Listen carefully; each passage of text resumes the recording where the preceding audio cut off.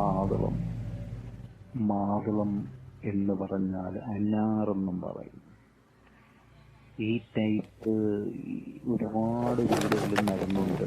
ഒന്നും പൊട്ടത്തില്ല. വലിയ പാടാണ് പൂക്കാൻ. അവസ്ഥവശ കുത്താല് ഇതിൽ കാവെടുത്തത് എല്ലാ ഈ മാതളം മരം ശരിക്കും ഒരു കാവുകളും പിടിക്കത്തില്ല.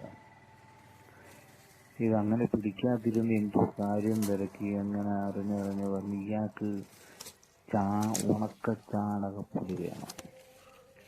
ഉണക്കച്ചാണകപ്പൊടി വളമായിട്ട് ഇട്ട് കൊടുത്താൽ ഇത് ശരിക്കും കായ്ക്കും.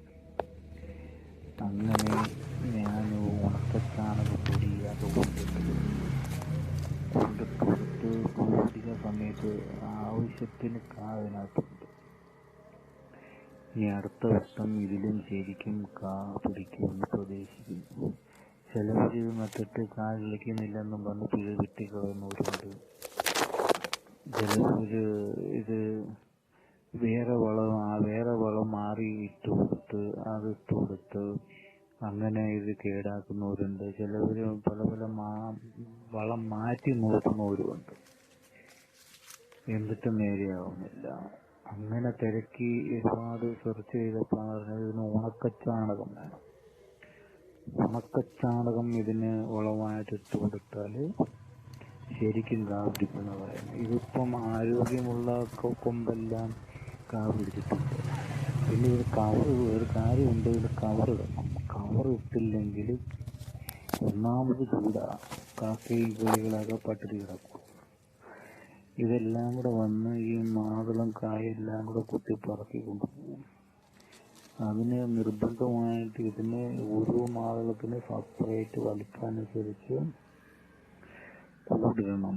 2 മാതളമൊക്കെ ഒരുമിച്ച് കിളിക്കുന്നതുകൊണ്ട് അതിന് ഇച്ചിരി വിസ്താരമായ കൂടിടണം.